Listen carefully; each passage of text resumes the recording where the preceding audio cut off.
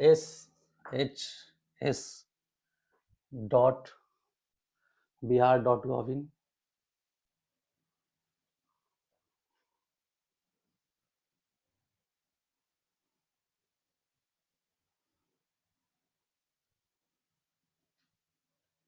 देखिए यही वेबसाइट है। आपको यहाँ ह्यूमन रिसोर्सेज पर क्लिक करना है, उसके बाद एडवर्टाइजमेंट पर,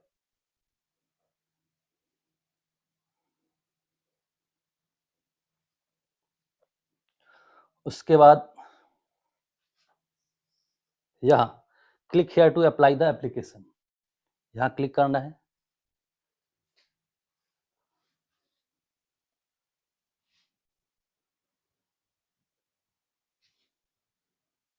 आपको गूगल क्रोम या मोजिल्ला फायरफॉक्स या फिर एंड्रॉयड ऐप से भी आप फॉर्म फिल कर सकते हैं, या फिर एप्पल के फ़ोन से भी फॉर्म फिल कर सकते हैं।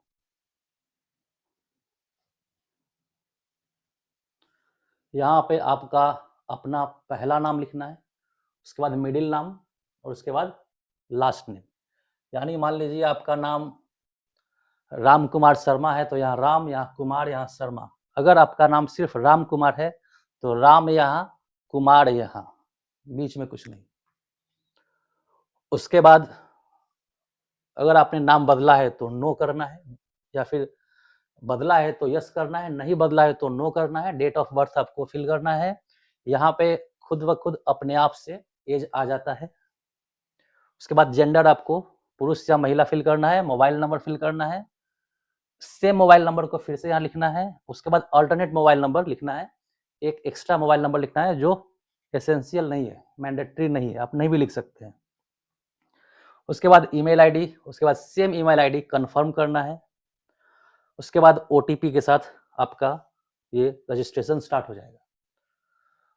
तो फॉर्म फिल करते समय उससे पहले इंपॉर्टेंट इन्फॉर्मेशन, आरबीएस के सीबीटी के लिए जो एग्जाम होने जा रहा है उसके लिए आप एग्जामिनेशन की तैयारी कर सकते हैं होमियो ट्यूटर ऐप पर, जिसके लिए डेली 2 लाइव क्लास चलाया जा रहा है, 2 लाइव क्लास डेली। साथ में रिकॉर्डेड लेक्चर्स भी रहेगा, आप कभी भी उस लेक्चर्स को सुन सकते हैं, देख सकते हैं। पीडीएफ नोट्स भी रहेगा, एमसीक्यू प्रैक्टिस पेपर भी रहेगा, खाली टाइम में आप और ज़्यादा प्रैक्टिस कर सकें। और वीकली टेस्ट भी है, वीकली टेस्ट भी रहेगा। ज़्यादा जानकारी के लिए या फिर ज्वाइन करने के लिए आपको इस नंबर पे व्हाट्सअप करना है या फिर कॉल करना है।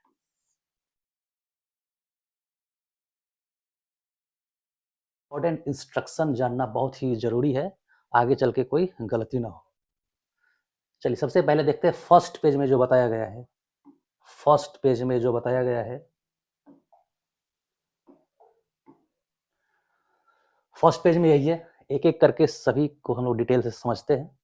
फर्स्ट पेज में तो यही बताया गया है कि आयुर्वेदिक के लिए 1411 पोस्ट, होम्योपैथिक के लिए 706 पोस्ट, यूनानी के लिए 502 पोस्ट। ठीक है, अगले पेज में देखते हैं क्या बताया गया है। आयु सीमा के लिए कट ऑफ डेट 1/8/2024 होगी। ठीक है, लेकिन उसके लिए ये आपका एज लिमिट होना चाहिए। जैसे ईडब्ल्यूएस के लिए 37 वर्ष, ओबीसी एंड ईबीसी के लिए 40 वर्ष, ईडब्ल्यूएस के लिए 40 वर्ष, एससी एसटी के लिए 42 वर्ष, और दिव्यांगों के लिए 10 वर्ष का छूट है। विभागीय कर्मियों के लिए 5 वर्ष का छूट है। और ये जो एज लिमिट है इस डेट के बीच भी हो, और ये जो डेट है ये 2007 इसको कर दिया गया है, 2007 कर दिया गया है, नया नोटिफिकेशन दे करके इसमें सुधार लाया गया है। उसके बाद आपको अप्लाई कैसे करना है, यहाँ पे जो इम्पोर्टेंट पार्ट है, आपको इस वेबसाइट पर जाकर के shsbihar.gov.in पर जाकर के ह्यूमन रिसोर्सेस को क्लिक करना है। उसके बाद एडवर्टाइजमेंट पेज पर जाकर के आपको ऑनलाइन अप्लाई स्टार्ट करना है। उसके बाद यहाँ देखिए, जो भी आवेदक अन्य राज्य से निबंधित है, यानी बिहार से बाहर अगर आपका रजिस्ट्रेशन है तो आपको बिहार में आकर के रजिस्ट्रेशन कराना होगा। Bihar board of homeopathic medicine आके रजिस्ट्रेशन करवाना होगा। अगर आपने रजिस्ट्रेशन नहीं करवाया है फॉर्म फिलिंग के समय, तो आपको सत्यापन यानी काउंसलिंग के समय, डॉक्यूमेंट वेरिफिकेशन यानी काउंसलिंग के समय तक आपका हो जाना चाहिए रजिस्ट्रेशन। और फॉर्म फिलिंग करते समय आपको एक शपथ पत्र देना होगा, एक शपथ पत्र देना होगा कि काउंसलिंग के समय ये रजिस्ट्रेशन मैं कंप्लीट कर लूंगा, एक एफिडेविट बनवाना होगा। उसके बाद यहाँ देखिए इंपॉर्टेंट पार्ट जो है, फॉर्म भरने का जो स्टार्टिंग डेट 26/5 था, जो किसी कारण से ये आज से स्टार्ट हो गया, यानी 1 जून से हो गया, 31 मई या 1 जून, और अंतिम तिथि 15 जून 6 बजे शाम तक ये रहेगा। अगले पेज में देखते हैं क्या है। अगले पेज में जो इंपॉर्टेंट पार्ट है वो यहाँ है, आपका अस्थायी निवास प्रमाण पत्र और जाति प्रमाण पत्र होना चाहिए। अनुसूचित जाति या अनुसूचित जनजाति के लिए यानी SC ST के लिए आपका रेसिडेंशियल एंड कास्ट सर्टिफिकेट होना चाहिए। और पिछड़ा वर्ग एंड अति पिछड़ा वर्ग, अत्यंत पिछड़ा वर्ग BC एंड EBC के लिए फिर से वही अस्थायी निवास प्रमाण पत्र, एंड यहाँ पे क्रीमी लेयर रहित प्रमाण पत्र चाहिए। BC EBC के लिए क्रीमी लेयर यानी NCL नॉन क्रीमी लेयर का एक OBC सर्टिफिकेट बनता है, वो चाहिए, जबकि SC ST के लिए सिर्फ जाति प्रमाण पत्र। उसके बाद EWS के लिए है, देखिए डोमिसाइल प्रमाण पत्र तो चाहिए बिहार का अस्थायी निवास के लिए, और उसके बाद EWS का एक सर्टिफिकेट चाहिए। उसके बाद एक इंपॉर्टेंट पार्ट है विवाहित महिलाओं के लिए। विवाहित महिलाओं के लिए जो जाति प्रमाण पत्र होगा, जो भी SC ST या EWS का होगा या OBC का होगा, जो भी होगा जाति प्रमाण पत्र उनके पिता के नाम एवं अस्थायी पता से निर्गत होना चाहिए। पिता के नाम से होना चाहिए, ना कि पति के नाम से, न कि विवाहित महिलाओं के लिए उनके पति के नाम से, पति के नाम से नहीं, पिता के नाम से होना चाहिए। अगले पेज में देखिए इंपॉर्टेंट क्या है, विवाहित महिलाओं के पक्ष में आय प्रमाण पत्र। अब आय प्रमाण पत्र, विवाहित महिलाओं के पक्ष में आय प्रमाण पत्र। अब आय प्रमाण पत्र अभ्यर्थी के पति के साथ रहने के स्थिति में उनके पति के अस्थायी निवास से निर्गत होना चाहिए। आय प्रमाण पत्र पति के अस्थायी निवास से निर्गत होना चाहिए, परंतु इस विवाहित महिला का अपने पिता के अस्थायी निवास के आधार पर निर्गत आवास प्रमाण पत्र प्रस्तुत करना आवश्यक होगा, जिससे कि ये क्लियर हो जाए कि महिला बिहार की निवासी है। ठीक है, यानी आय प्रमाण पत्र पति के नाम से होना चाहिए, पति के निवास स्थान से निर्गत होना चाहिए, जाति पिता के निवास स्थान से निर्गत होना चाहिए, और आय आपको देते समय विवाहित के लिए पिता का जो निवास स्थान है वहां से निर्गत होना चाहिए, वहां का आवासीय। नेक्स्ट जो इंपॉर्टेंट पार्ट है,